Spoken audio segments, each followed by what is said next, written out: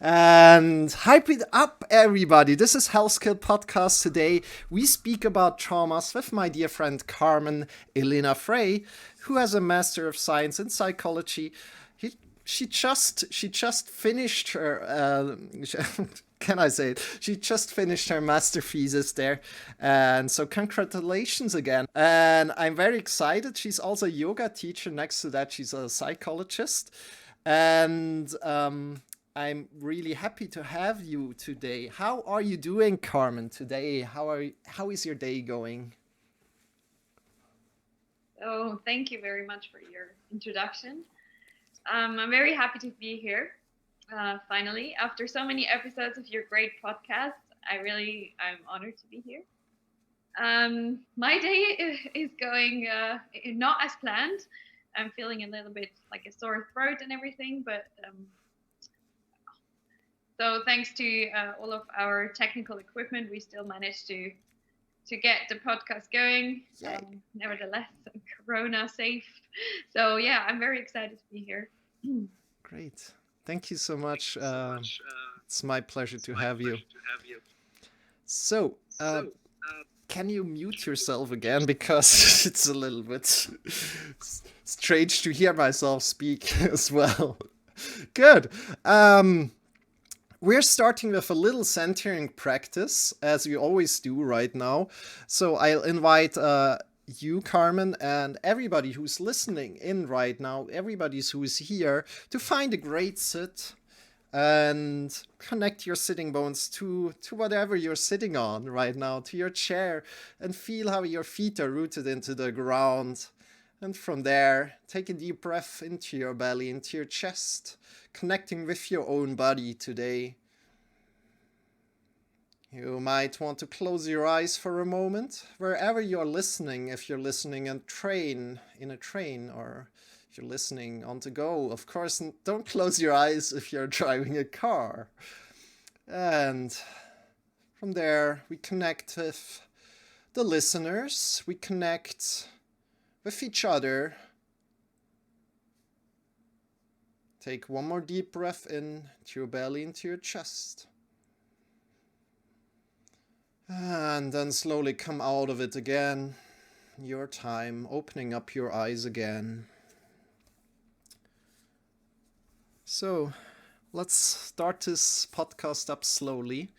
Dear Carmen, can you tell us a bit about your journey into yoga, of course, because you're a yoga teacher and we're all about yoga here, and into psychology? Well, where should I start? So maybe let's start with the yoga pathway. Let's put it like that. So I started practicing yoga for myself more than 10 or even 12 years ago.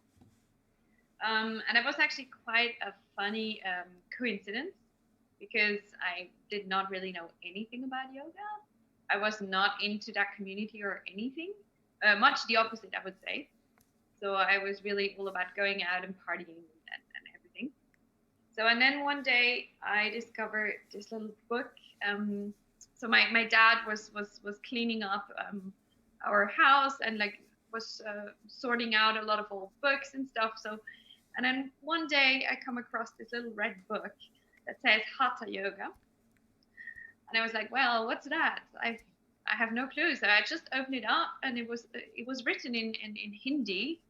So I did not even understand a single word. And I just saw those like asana poses. And I was like, oh, that's fun. Let's just try it. And then I did some of the poses myself and I figured out the Surya Namaskar A series just from the pictures. I started to practice that and really just the Surya Namaskar series. And then at some point, I think I started Googling what is yoga, what is it all about, and then I bought another book about yoga. And for the first couple of years, I really just did my own home practice. So never even stepped a foot into a studio or anything. And then at some point, I started going into classes, but in the beginning, it was really more like so classes organized by our university, so it would be free for students. which is of course very different from like a traditional yoga studio. So it's like this gym setting, and it's very much like down to the basics, which I really appreciated. So it's not about the fancy decorations or anything. Yeah, and that was sort of my way into yoga. And I started reading books about the philosophy, about the history of yoga, and it was really a lot of it. I actually worked on it myself without any teacher in the beginning. Yeah, and so you can see there is the crossway between my studies and the yoga. I started studying psychology in 2013, I guess, after I came back from like a almost around the world trip. It was sort of this cliche, oh, I don't know what I'm gonna be doing with my life. Let's go and travel and find out. And I came back not really knowing much more. I just knew, okay, there's like two things I really want to do that interest me a lot. However, I couldn't really figure out which one of those ways I would rather go. And it was between studying medicine and psychology. So there was this great back and forth thing going on in my head. And at some point, I just had to decide, and I went for psychology. Yeah, I did do 2 years of med school in between, but I had to like come to terms with myself and realize, okay, this is not meant for me. Yeah, so this is a little bit about my background. Okay, cool. So why did you have such a red book lying around that is was written in Hindi, as you said? Good question. So my dad, it was my dad's book. And he apparently, so I knew that he was traveling around India when he was young. So he's born in the 50s. And so he was within those, like this generation, the 60s, the 70s, going to India was like part of the, you have to do this to be cool, I figured. So yeah, he was really into all of those like alternative communities at the time. So yeah, and I think he just bought his book without really knowing what he was buying. Just because I went to India, I did some yoga. Well, that's done, crossed off the bucket list. I think that was a bit of what was going on, and he never even read the book, I'm sure. So that was actually kind of funny that I found it one day and really got intrigued. I couldn't even tell you why I opened the book. It was just somehow, I don't know, attracting me. Cool. So I mentioned already you wrote your master thesis just recently. You finished it recently, and you wrote about traumas. So can you explain why did you write about traumas in your master thesis? Well, it was specifically about childhood trauma. So the long-term effects of childhood trauma, to be precise. And I think, I mean, obviously there's different aspects to choosing a master's thesis subject. For instance, you can't always just choose a random topic. You have to sort of go with what's available. But on the other hand, I had a choice between several topics, and I choose trauma because I think it's something very important that we sometimes forget. We might even carry around with us ourselves, especially from childhood. And so I thought it was a very good topic to dive deeper into, and also to contribute maybe something to science and what we know about the long-term effects of childhood trauma. So it was like a personal interest in that subject. Cool. So before we get really started, I wanted to ask you what even is a trauma, because we need to discuss like about first of all, okay, what is a trauma, what is samskara, and how are they connected to each other before we can really start to go deeper. Could you explain a little bit about what is a trauma? Yeah, definitely. I think it's important to sort of define what we're actually talking about. And there the problem starts from a scientific point of view. I mean, we have to sort of realize that there's like this whole science and psychology concept of trauma. And there are definitions around for trauma, but it might be different from what we're talking about when we're referring to trauma in a sense of yoga or samskara. So from my more like scientific background, I would say trauma is something, an event or a series of events that has a profound impact on the individual, like on every aspect, on the mind, the body, and the way that we perceive our environment. And it can have long-lasting effects, as we now know. It is so the World Health Organization defines trauma as some event or series of events that almost everybody who would be confronted with this would react in a very strong way. So it has to be some sort of objective, very serious event.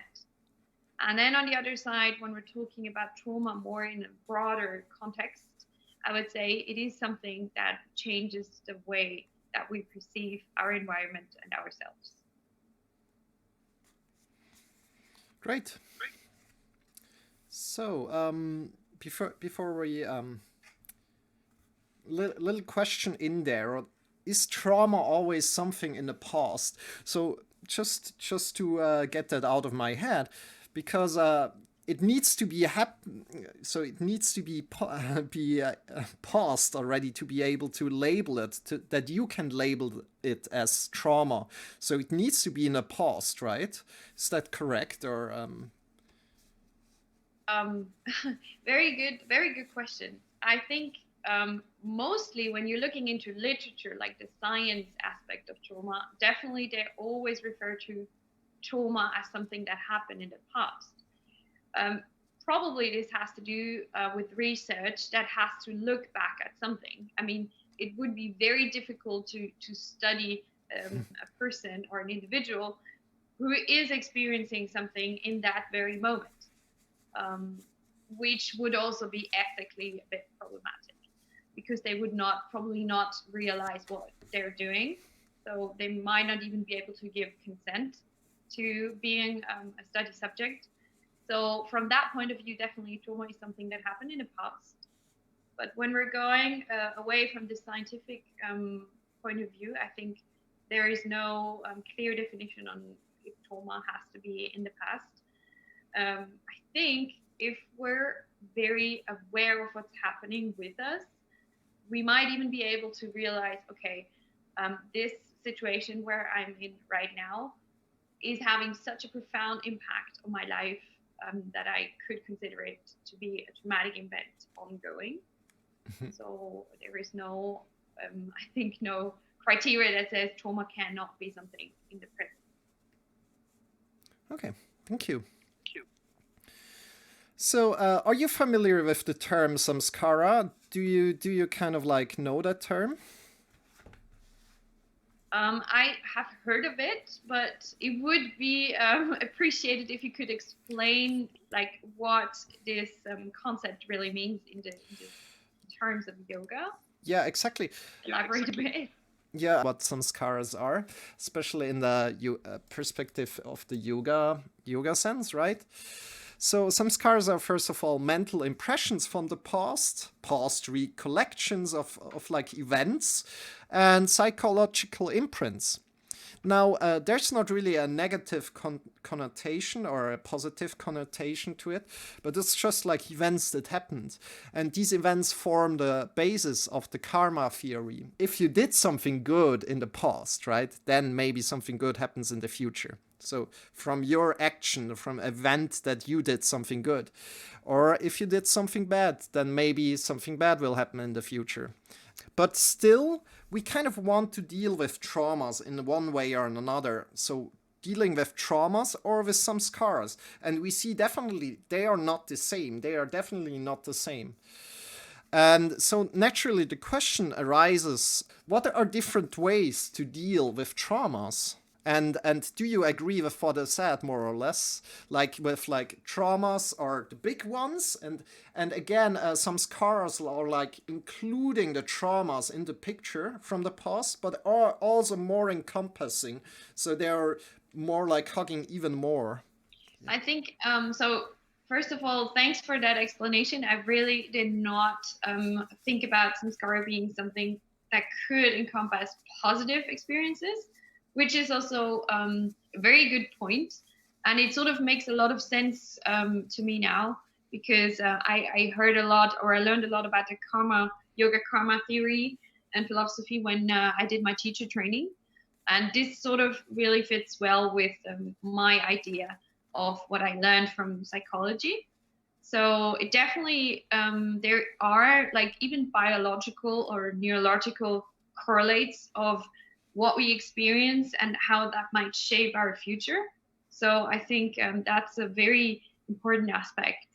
And maybe the ancient Indian philosophers and yogis who came up with this whole karma theory, they actually knew something and described it in a different way from what we're trying to explain in a scientific and medical way these days. So definitely, I agree that positive and negative experiences that we had shape our future in many, many ways. And yeah, so that makes definitely a lot of sense.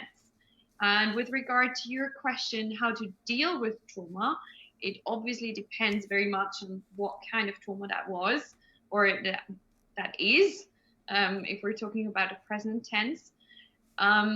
So from my experience as a psychologist, as a clinical psychologist, obviously there are like the standard treatments, going to psychotherapy. There are even drugs that can be prescribed to deal with it. However, from my own personal perspective, I think that yoga can definitely have a big space in this process. So maybe not on its own alone if you experience like very severe kind of trauma like abuse or war crimes or anything like that. But for like the more broader, if you define trauma as a more broader concept, then definitely yoga has a huge potential to help deal with trauma. And I think that might be because it helps you. So if you go into the physical, just let's start with the physical practice of yoga, asana. It teaches us how to control every aspect of our body. And it's sort of, at least for my own experience, I feel when I practice yoga, I really focus on the alignment. I pay attention to my breath. I feel very much in control of my own being, of my own body. And I think that's something that people who experience trauma might not feel. Like they feel very, so trauma has this effect of making you feel very, so not in control of yourself. Memories come back. They make something with you. They trigger this process. They trigger a reaction. When you see reminder of a trauma, it makes you feel anxious. It makes your heart beat. And you might feel like, oh, I'm completely losing control over what's happening with me. You might even experience flashbacks or nightmares. And you feel like the sense of something is happening and I cannot control it, which is obviously triggering a lot of fear as well. So that's where I think yoga has a very big potential, just even speaking from the physical asana practice, because it gives you, by going very deep into the postures from a sense of alignment, being present, it gives you the sense of control over yourself, I think, which is a basis to process trauma. So yeah, I think that's one of the ways that yoga can help. Good. Definitely. So we're taking it a little bit away. So probably, as you're saying, control of yourself, giving control to yourself. Probably also other movement practices like lifting weights and everything that brings you into your body will provide that effect for you. That in one way you can get a greater sense of control in your body. Um, yeah, what do you think about that? Do you agree there, or? Yeah, I do agree that physical movement as such definitely is a way to deal with trauma in general. Like any physical practice would probably help. I think what actually is the thing that sets yoga apart or makes yoga like even more long lasting way to deal with trauma is that it is not it is sort of opening this space where you can be in control with yourself or of yourself, but at the same time realize that there is so many things that we cannot control. So there is this beauty of letting go and diving deep into yourself at the same time, which other sports I think you will never get to that point. When it's just about running or lifting weights, then you might get this feeling of, well, I'm strong in that very moment, but this will fade away pretty quickly. And I think yoga is something that has such a more long lasting and sustainable effect. And there is actually, interestingly enough, there are studies that say yoga is a very a good way to help people who experienced trauma in the long perspective. Great. So before going anywhere else, what are some benefits like in dealing with trauma? Like imagine myself like, oh, or imagine yourself like, oh, I have this thing going on. I never thought about it. Why should I even thought about it now that I'm 10 years older? Why should I think about that? And really, really just put that away. I don't want to deal with that. What are some benefits that come up into dealing with traumas? That's a very good point because there are actually people that say, okay, you have to be, and I think that is very true. We have to be really careful when we deal with trauma in therapy and in yoga as well, because if you really start to think about what happened and sort of trying to resolve and go through that process in order to deal with that trauma, it might trigger a lot of emotions. It might sort of re traumatize yourself if you're starting to talk about it, let's say to a therapist or even to a friend. If you've never talked about that experience before, that might be a very strong trigger. So we have to be careful, but I think there are a lot of benefits in the long term if you face those fears that come up, if you even start to think about it. Because if there's something around that triggers an intense reaction, if you just think about it, or if there's something that reminds you about it, that's a very good indicator that there is something that you need to, one way or the other, deal with.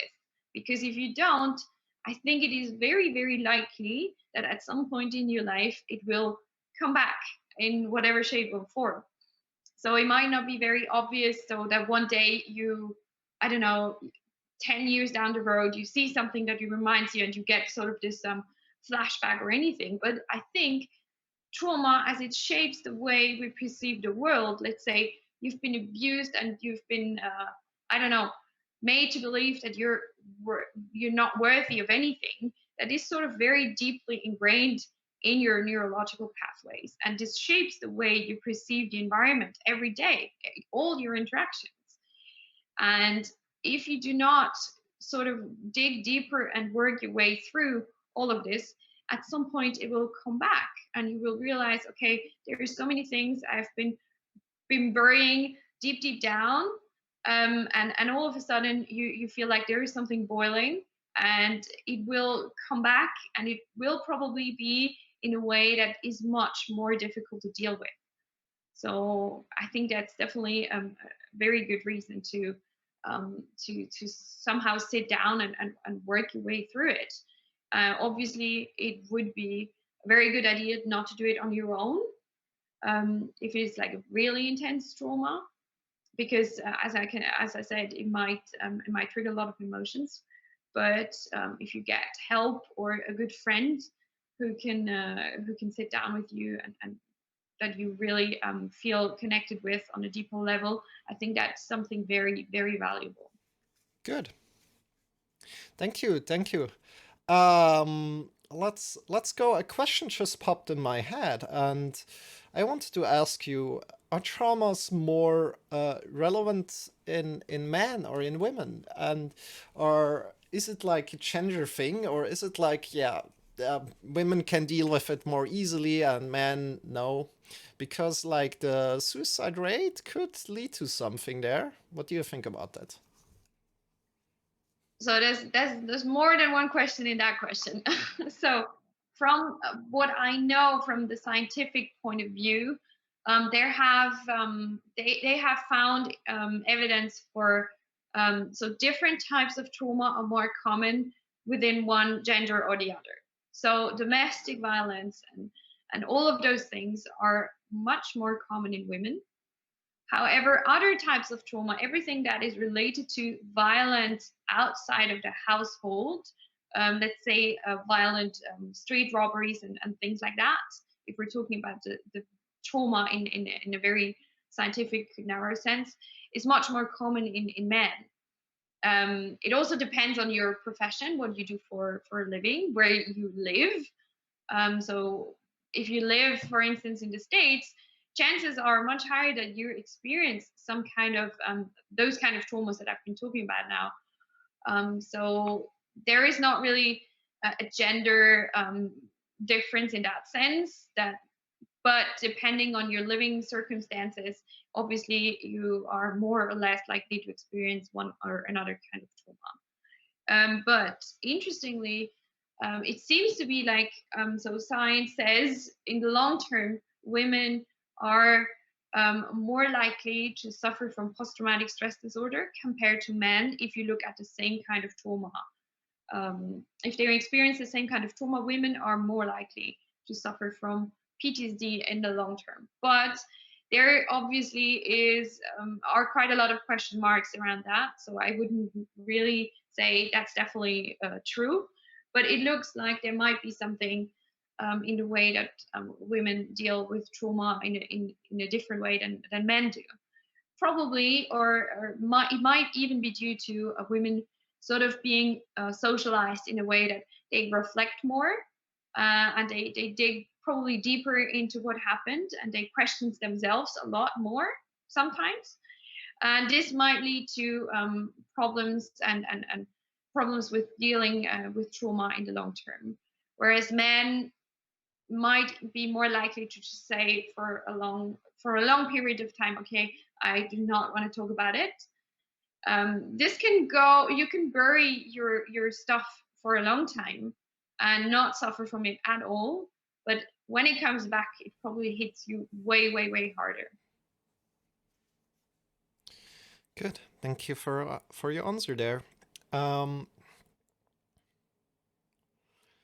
So, what are different things that can happen when you become conscious of a trauma? The question is how differently can you be triggered, and what kind of things can happen if you're not dealing with traumas? That's kind of like the question, maybe. Okay. So I think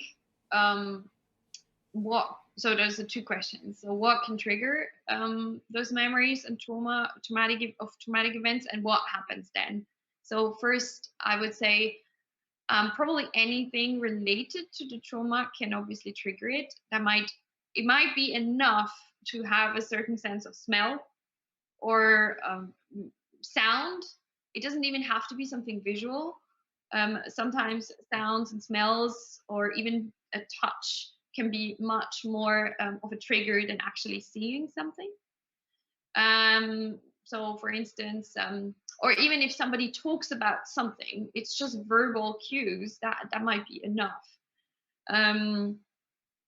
So, and if that happens, if you feel like, okay, this is something that sets me off deep down, you might feel your heart racing. So there is a lot of physical things going on in the first sort of triggering phase, very much down to physical aspects. And actually, when we become conscious of, okay, this triggers me, what we actually realize is my body responds to that. It's not even just consciously, okay, I know I had this experience and it was terrifying for me. It is more that we become aware of our body's reaction to what we just heard or what we just seen. And then we start to think about, okay, why did this set me off so much? So we actually interpret a lot of what we're experiencing is interpreting the signs of our body reacting to something. And this might take a long time to figure out why and how my body responds to certain things. And then if you do become conscious of, okay, there is something I need to work on something terrifying that happened to me, I think it might initially actually sort of exposes you to what happened. If you start to really think about it and try to maybe reconstruct what happened, then it might be very, very intense. So this is why I said it's probably better if you get professional help or the help and support of a really close friend or family member. But I think in the long term, it's definitely the better way to go, because trauma, as I said, it shapes your entire perception of your environment, your relationships. And if you do not work on that, someday you will realize, okay, something that happened in my life like 20 years ago shaped so many things, and now I am deeply stuck into that way of how I perceive the world. Maybe I am very, very suspicious of everybody. Like I do not want to come closer to anybody in an intimate relationship. I always back off, because I feel threatened. I feel insecure because something happened to me. And then only if you work on that and you sort of make those connections and expose yourself to a certain degree to those feelings, then you can little by little resolve those issues. And this is actually a process that happens also on a neurological basis. So you have to, and it's a very stupid word to say, but sort of have to rewire your brain, because it is very much wired in a way that makes you very triggered as soon as there are certain things that remind you of the trauma. Yeah. Good. So another question came up right now as we're kind of like speaking with each other. We're just speaking about trauma, trauma, trauma, trauma, and of course, there's a negative connotation to that. And where if somebody now works on her own, or yeah, his own, if he only or she only connects with the negative all the time, then one might become very, very much pessimistic in one way. So not only connecting with the negative and seeing not the positive in one's life anymore is like also a big, big danger of what could happen. Yeah, yeah, what could happen then there. And yeah, that's not really a solution to only connect with trauma. What do you think about that thought? I definitely could not agree more with you. So just as an example, maybe from psychotherapy, you always have to not only look at the negative, but big part of any psychotherapy would be to look at the patient's resources. Like what what do they bring as a human being? What are their strong points, their qualities? Where do they feel like, okay, this resonates with me? When I do this and that, I feel really good. I feel connected with myself. Or maybe some skills that they have that you can work on. Because, as you said, if you only work with the negative, then there is this imbalance happening even more. And this cannot be the goal. So anytime you're working with people in psychotherapy, and I think that this is true for any kind of disease, of any kind of mental disease, you're not only working on, let's say, the pathological things, but you should be working on the qualities and the resources. Where does that human being get their like sort of life energy back? And maybe this relates to yoga in a very beautiful way when we're talking about prana. like the life force, the life energy. Where do I replenish? Where do I feel in touch with myself? So, and if you're working on trauma and you're working on that patient's resources, um, if you put those two things together, I think this is where the process can really be fruitful in the long run, because then they learn, okay, there is not only negative things, because we tend to, if we're very much stuck in a place, we tend to see everything in a very negative way.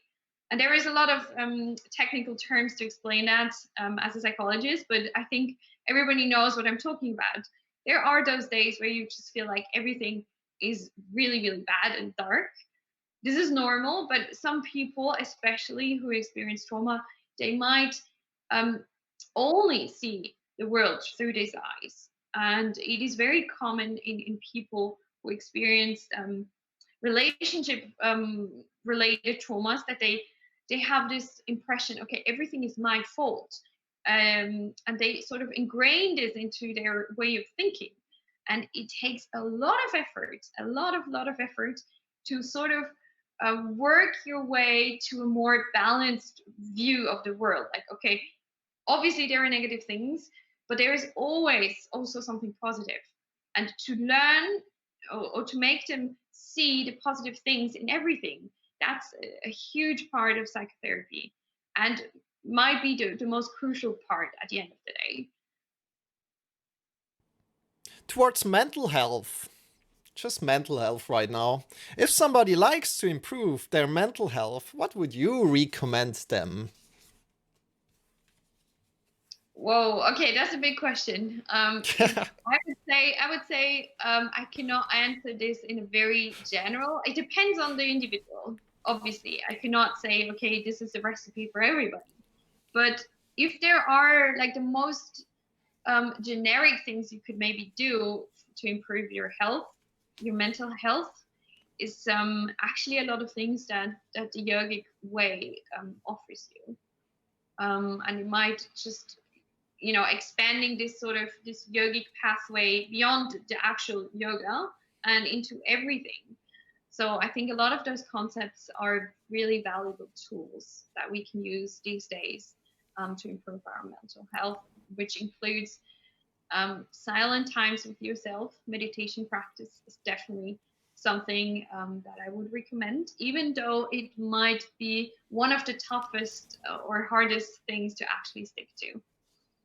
And while we're talking about sticking to something, establishing routines is definitely a very good way to improve your mental health. But especially for those people who are struggling with mental health problems, it might be very, very difficult to stick or sort of establish a routine, which is also one of the problems that they experience. In general, I think it is, we all know what helps us improve our mental health, but it is more the question is, are we really doing it? I think in theory everybody knows eating healthy, exercising regularly, having a close circle of friends whom you're trusting, going out into nature, I think we all know that, but are we really doing it? This is the question, I think. And I think one more crucial thing is to for like true mental health and well-being, if we're just, it is a difference between, is there illness or no illness, or are we actually happy? So there is this actually very interesting conversation also going on in science. What is health? There is different ways to define health. Is it the absence of disease, or is it more like a true sense of happiness? And can I work on my dreams? Can I work on my goals? So there is different aspects to it. But yeah, at the end of the day, we really just have to ask ourselves: are we doing what we already know? It's a question of implementing it. Okay.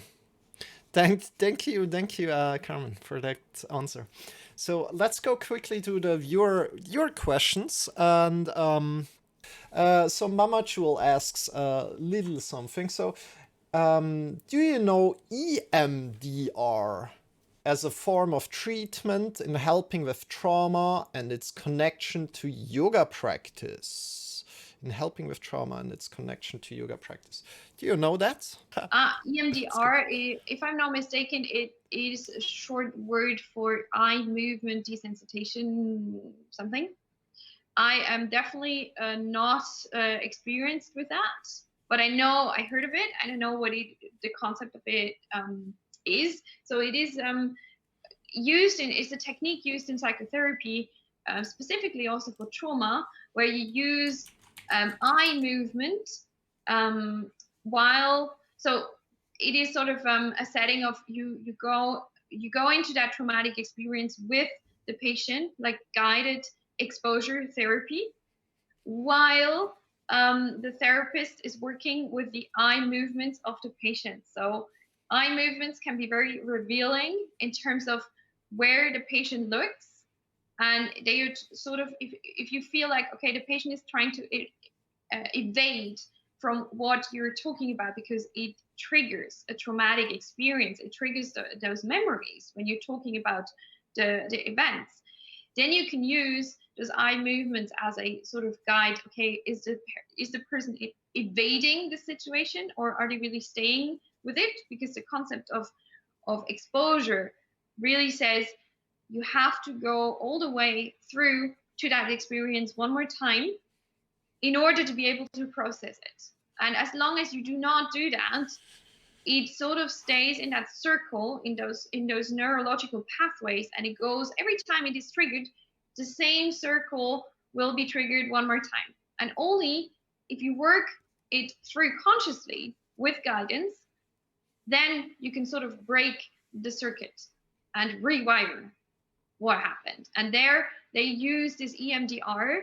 I'm definitely not trained in that field, but I know this exists.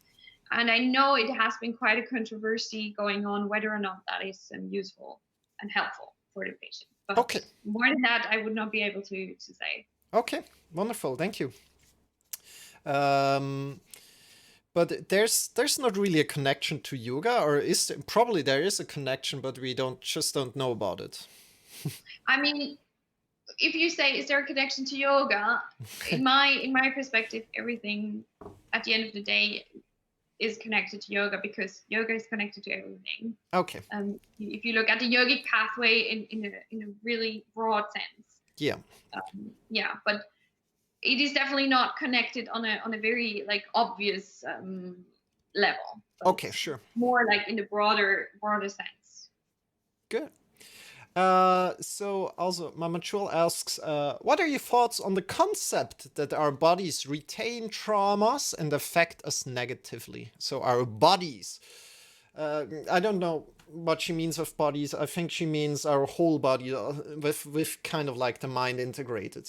So yes, body can mean a lot of things. Body can mean body as in muscles and everything, or it can mean the neurons in our head and brain.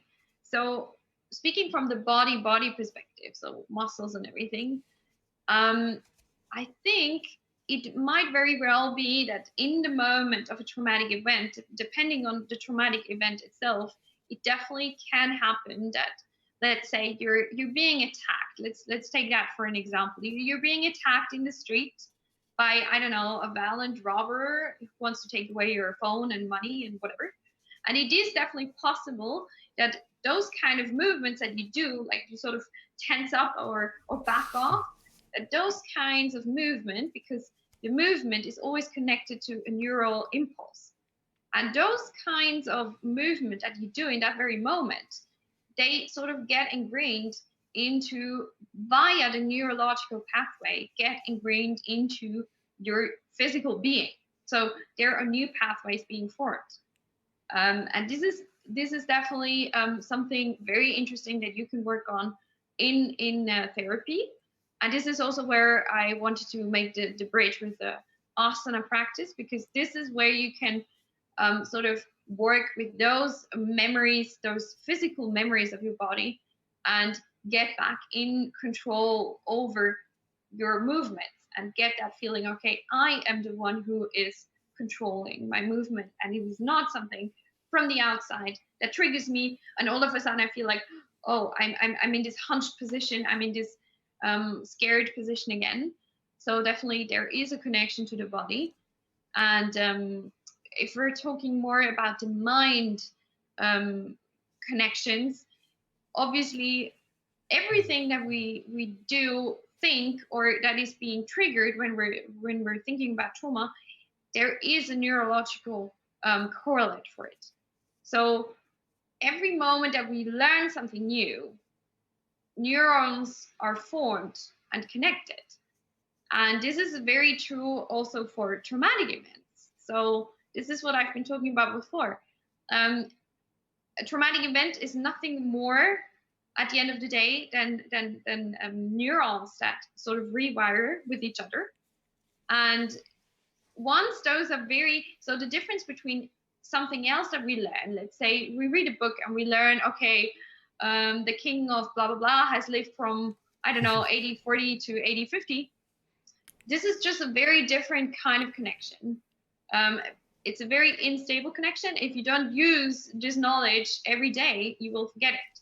However, if you experience a traumatic event, what happens is that the physical reaction to this is so strong because it is something vitally, something vital that may be dangerous to you. Your body reacts in such a strong way, releasing a lot of neurotransmitters that provoke this connection, which is formed in that very moment, to be so strong that it takes sometimes years to be able to detangle it and to sort of break that circuit. Wonderful. So thank you so much for that answer. It was really, really interesting to hear about that. Next to that, we have another question from PumpkinPanda, who asks, can trauma leave effects on us without us being aware? And if we are not aware, how can we work on it? Yeah, very, very good question. I think definitely it is possible that even if you're not aware of trauma that happened to you, that they affect you. However, working on them without you being conscious of it, that's very hard. I do not see how this could work. But I think what we can do is that we listen to like define signals that we get from within. So that we actually, and this is also where yoga and meditation can really come into play, because it teaches us to listen within, to listen and look within. And this is maybe the starting point when you realize, okay, there is something where I, let's say, even just there is a moment in my meditation practice when I feel like, okay, I cannot let go 100%. What thoughts are popping up in my head right now? And maybe that could give you some hints about some deep buried things that you have to work on.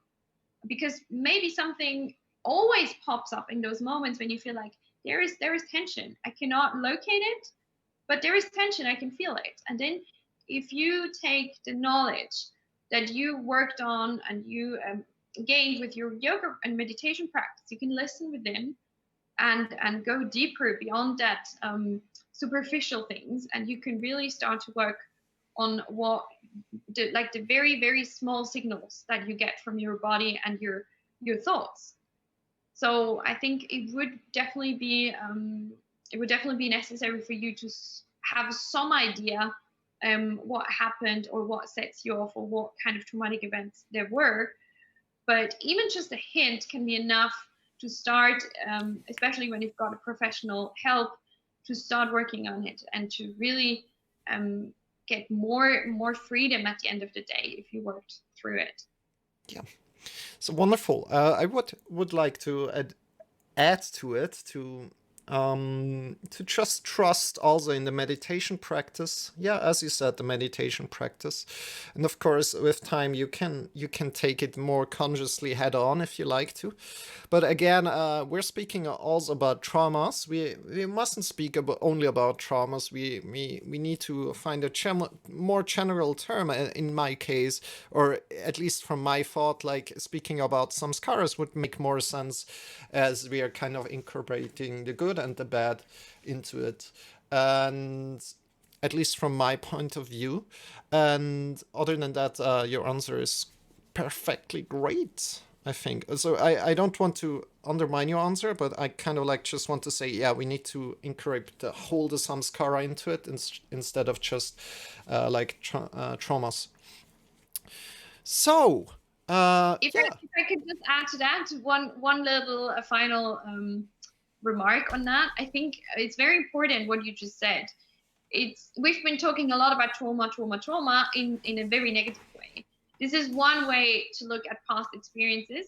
There are negative ones, but definitely the same goes for positive ones. The same goes for, wow, okay, there is something I feel like this gives me such a lot of energy and good energy. What is it? Where are my qualities? Where are the things that make me happy, truly happy? Where do I feel at peace?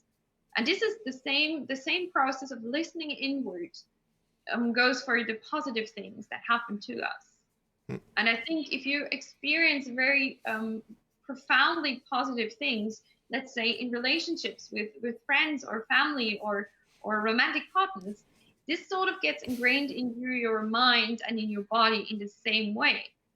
I think if you've ever had this experience of you love somebody and they have a particular perfume or sense of smell, and you smell that very perfume somewhere else, you will have this very positive emotions and warm feeling that arises whenever you sense that smell. So this is sort of the opposite. And I think as everything in life, we need to incorporate the light and the dark. It makes us who we are, both of them. Is there a word like for that, other than, you know what I mean, like traumas? There's a word for it, but is there a word for like profoundly positive events in the past? Oh, that's a very, very difficult question. There is not one word that pops into my mind right now, but I think I would call it like key experiences. Some experiences that shape your understanding of yourself. And this can be the same as for trauma. Sometimes you might only realize that the value of those moments way back. So like 10 years later, you realize, okay, this was a moment when I felt a certain way. It just gave me so much, and it takes you a lot of time to realize that. But it's a very good question. I have to maybe look into literature if there is one word that actually defines that. Would be good to know. Yeah, definitely reach out to me so I know that as well, because I think probably there isn't a word, or maybe there is, and just maybe it's not in our language or something like that, which probably is the case. Definitely, somewhere is the word. So good. One more little question from my side. Think about that. You're a parent right now. Coming back to your master thesis, just a little tiny bit. Of course, your master thesis wasn't around that. Now I'm coming more towards like the solution approach to it. So, as a parent, what kind of actions do you need to do with to help a child that had a situation that could be translated into a trauma in the future of this person or this child? Did you understand the question? Yeah. I think the one single most important thing for a child in any kind of situation is the fact that they know that they can come and speak about everything, no matter what happened. And I think this is the most valuable things that we can give our children. Being there, listening to them, not forcing ourselves upon them in the sense of, oh, I know there's something bothering you, tell me, but just sort of giving them the feeling of, I'm always here, you can always come to me, and I won't judge you. I think a lot of times children who experience trauma, they feel so insecure that they feel like, okay, if I go and talk about it, it might even be the case that I'm going to be the one who's being like sort of, okay, maybe they're going to say it's my fault. And so if we as parents give them the feeling of security and an absolute, like, you can trust me, I won't blame you, then they can really open up. And this is the beginning of any kind of process of working through a trauma. So letting them know that they can always come and they won't be judged. So kind of like the parents are making therapy in one way. And yeah, so thank you so much. Thank you so much, Carmen, for this podcast that we had together. So I wanted to ask you, where can people find you, especially as people are maybe listening in right now online? Where can people find you online? So online, mostly it's Instagram for now, but there is not a lot of psychology stuff on there. It's mostly me being outside in nature or cooking, two things that I found deeply therapeutic for myself, or doing yoga. But yeah, definitely it's at La Filou. Maybe you can post it afterwards in the chat or something. Yep. Yeah, but if anybody has any more questions or anything, I would be happy to get your messages. You can definitely always just text me on Instagram and I will get back to you if you have any questions about anything. Yeah. Wonderful. Thank you so much for that. So this was Health Skill Podcast. Next week, we have the wonderful Glenda here, who will sing with us some mantras, but probably not just singing, but we also will be talking about mantras quite a lot. I'm super excited for that. Next to that, tune in live at www.moment.yoga/live. We are available on all podcast platforms. This was Health Skill Podcast. We are leveling up your health skill.